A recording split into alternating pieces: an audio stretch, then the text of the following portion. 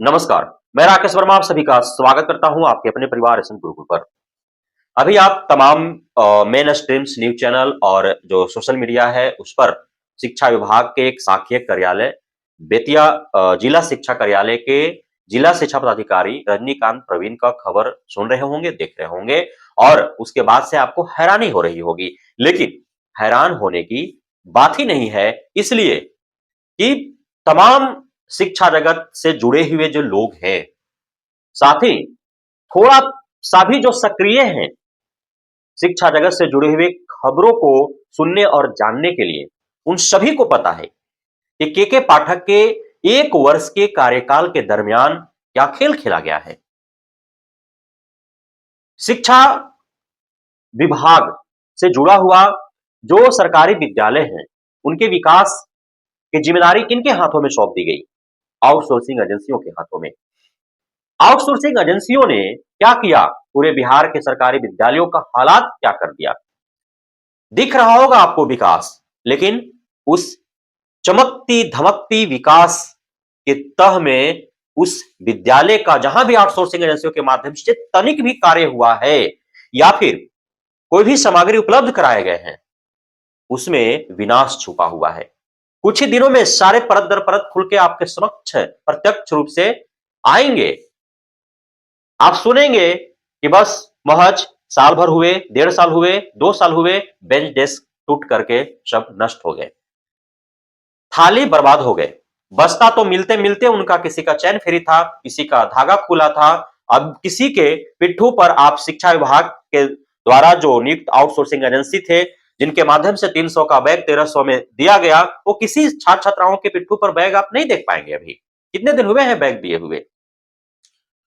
कहीं शौचालय निर्माण हुआ, कहीं सबमर्सिबल बैठाया गया, कहीं प्रीफैब निर्माण हुआ, कहीं मरम्मती का कार्य करवाया गया, कहीं भवन निर्माण हुआ तो कहीं कैंपस निर्माण हुआ।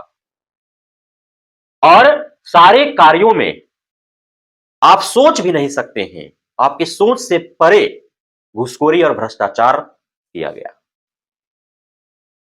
यह जो रजनीकांत प्रवीण है, उसने जिन-जिन तरीकों से अकूत धन कमाया, जिसके बारे में अभी आप सुन रहे हैं कि 3 करोड़ से भी अत्यधिक उसके घर बंडल थे नोटों का, जिसे गिनने के लिए विजिलेंस टीम को मशीन मंगाने पड़े और कई घंटे लगे उन नोट के बंडलों को गिनने में। 27 केजी उसके घर से चांदी बरामद हुआ, 1.25 केजी सोना बरामद हुआ, 4 लग्जरी गाड़ी है। उसके वाइफ अलग-अलग 4 जगहों पर निजी विद्यालयों की मालकिन है, 10 बस की मालकिन है वो। वही वाइफ रजनीकांत का जो कुछ वर्ष पूर्व तक संविदा पर शिक्षिका थी और आज वह 4 बड़े निजी विद्यालयों का मालकिन, 10 बड़े-बड़े बस का मालकिन। कई अलग-अलग शहरों में प्रॉपर्टीज हैं इस रजनीकांत प्रवीण का। और यह रजनीकांत प्रवीण जो अभी हाल फिलहाल में एक महायज्ञ किया था, जिसमें 50 लाख रुपए इसने खुद खर्च किए थे और उस महायज्ञ में इसने प्रवचन भी दिया, भगवा वस्त्र धारण, कंठी माला लिए और प्रवचन करता था। तो यह रजनीकांत प्रवीण का पूरा जो है भाव भंगिमा था और उसने अपने आगोश में न जाने अब तक कितने शिक्षकों को, कितने शिक्षिकाओं को लिया और उसने प्रताड़ित किया, आर्थिक शोषण किया। कभी जो के पाठक के रहते हुए और आप देखते थे कि एक-एक दिन में कई-कई नोटिस जारी होते थे। शिक्षकों को पता भी नहीं होता था और उनको नोटिस हाथों में उनके थमा दिए जाते थे। कभी लेट लतीफ को लेकर के, तुमने इतना लेट आया, इतना पहले विद्यालय से चला गया। कभी एब्सेंट को लेकर के, कारण बताओ नोटिस नए शिक्षकों को जारी किए जाते रहे टीआरई 1-2 को, कभी सब्जेक्ट कॉम्बिनेशन के नाम पर, कभी ड्यूल डिग्री के नाम पर, कभी पात्रता संबंधित कागजात के नाम पर, तो कभी किसी और अन्य कारणों की वजह से, कारण बताओ नोटिस जारी किए जाते रहे। उसके बाद कई शिक्षक शिक्षिकाओं का निलंबन भरा पत्र जारी किया जाता था। जब टीआरई 1-2 के शिक्षक बहाल होकर के आए तो उनका जो है पोस्टिंग का मामला था। अभी ट्रांसफर पोस्टिंग का मामला चल रहा है।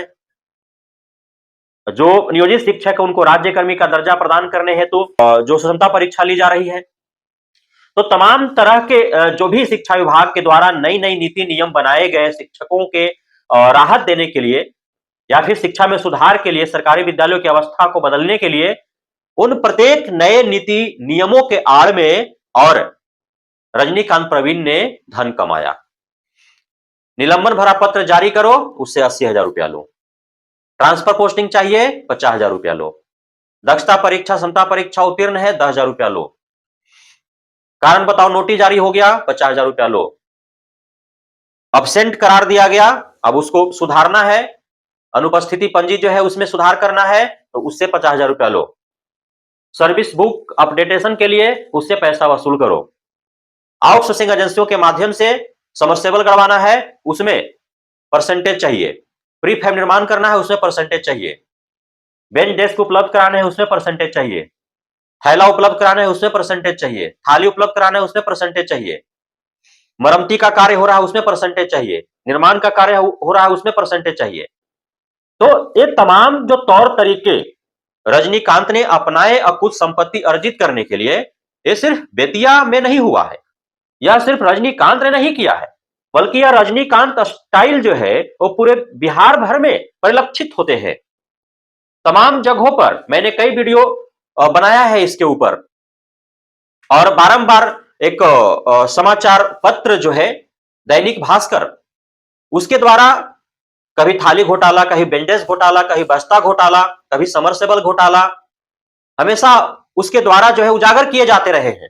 सोशल मीडिया पर कई सारे साक्ष्य और सबूत हैं जिसके माध्यम से उजागर हुए हैं इस तरह के मसले, मामले कई जिलों का, लेकिन कितनों पर कार्रवाई हो पाया? औरंगाबाद जिला से ही कई बार ऐसे ऐसे पत्र निकाले गए जिस पत्र के कारण पूरे बिहार भर में हड़कंप सा मच गया। कभी ड्यू डिग्री को लेकर के, कभी एनआईएसटीएलएड धारियों को लेकर के, कभी सब्जेक्ट कॉम्बिनेशन को लेकर के। औरंगाबाद जिला के डीओ के द्वारा जितने पत्र निर्गत किए गए हैं उतने तो अन्य कई जिलों से निकले भी नहीं है। और मैं बारंबार आवाज उठाते रहा हूं कि ठीक है, जो किसी भी जिला से जो नोटिस निकलते हैं, कारण बताओ नोटिस जारी हो गया, उसमें सूची में कहीं 200 सिक्कों का नाम है, कहीं 35 नाम है, कहीं 90 नाम है, कहीं 13 नाम है।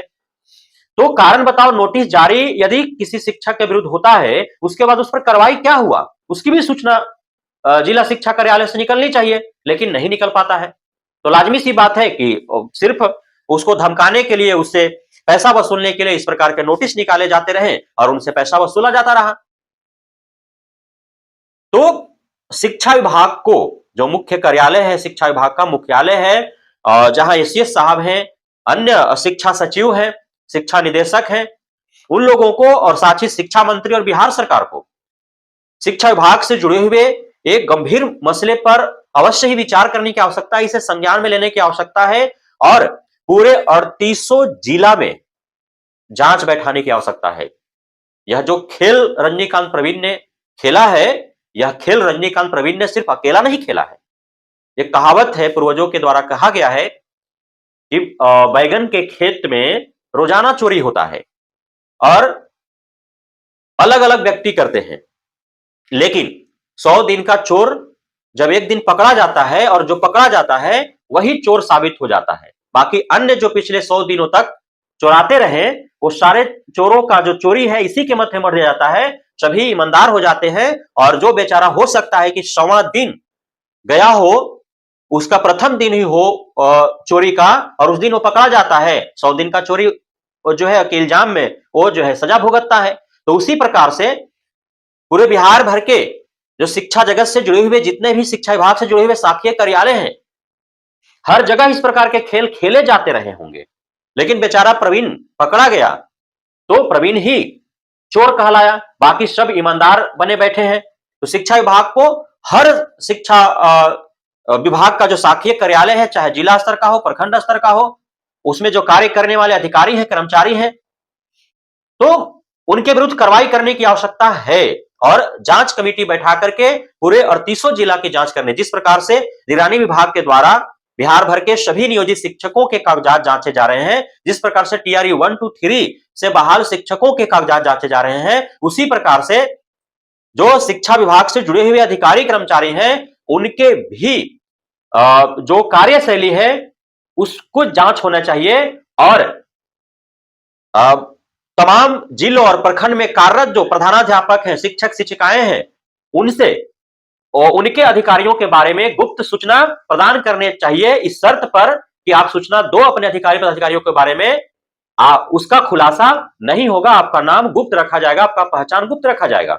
तब आप देखें, इस आधार पर यदि जांच होना शुरू हो जाए तो पूरे 3800 जिला के जिला शिक्षा पदाधिकारी, जिला कार्यक्रम पदाधिकारी और अन्य जो डीपीओ 4-5 प्रकार के होते हैं, साथ ही मध्याह्न भोजन से जुड़ा हुआ जो भी प्रबंधक है, जो अधिकारी है, जो भी 534 प्रखंड के जो बीओ हैं, बीओ कार्यालय में काम करने वाले जो डाटा ऑपरेटर हैं या जिला शाखा कार्यालय में काम करने वाले जो डाटा ऑपरेटर हैं, सभी के खिलाफ आपको शिकायत मिलेंगे और आपको कार्रवाई करना पड़ेगा। तो इस प्रकार है पूरे बिहार भर के शिक्षा विभाग के शाखीय कार्यालयों के जो अधिकारी कर्मचारी हैं, उनका तिलिस्म, और उस तिलिस्म में पीस कौन रहे हैं? तो बिहार के सरकारी विद्यालयों में कार्यरत शिक्षक शिक्षिकाएं पीस रहे हैं। हर कदम पर उनको घूस स्वरूप पैसा देना पड़ता है, चाहे उनको विशेष अवकाश लेना हो, मातृत्व अवकाश लेना हो, मेडिकल लीव लेना हो, चाहे उन्हें जो है अन्य कोई कार्य कराने हो, हर कदम पर उनको जो है घूस स्वरूप कुछ न कुछ पैसे देने पड़ते हैं। इस प्रकार बिहार के सरकारी विद्यालयों में कार्यरत शिक्षक शिक्षिकाओं, प्रधानाध्यापकों का शोषण दशकों से होते रहा है, अब भी हो रहा है। यदि यह कुव्यवस्था में बदलाव नहीं आया तो शिक्षा में सुधार की कल्पना हम नहीं कर सकते हैं, क्योंकि जो पदाधिकारी हर कदम पर घूस खा रहा है, उससे हम कैसे उम्मीद रख सकते हैं कि वह अपने जिला के सरकारी विद्यालयों का हालात में सुधार कर पाएगा, सरकारी विद्यालयों में कार्यरत शिक्षक शिक्षिकाओं के कार्यशैली में सुधार कर पाएगा। और ऐसे ही हमारे राज्य के, हमारे प्रदेश के गरीब गुरबों, पिछड़े दलितों, किसानों, मजदूरों के जो बच्चे सरकारी विद्यालयों में पढ़ रहे हैं, उनका भविष्य जो है यूं ही बर्बाद किया जा रहा है। बहुत बहुत धन्यवाद आप सभी साथियों का हमारे साथ जुड़े रहने के लिए, बने रहने के लिए, मिलता प्यार देने के लिए, हमें भरोसा बनाए रखने के लिए।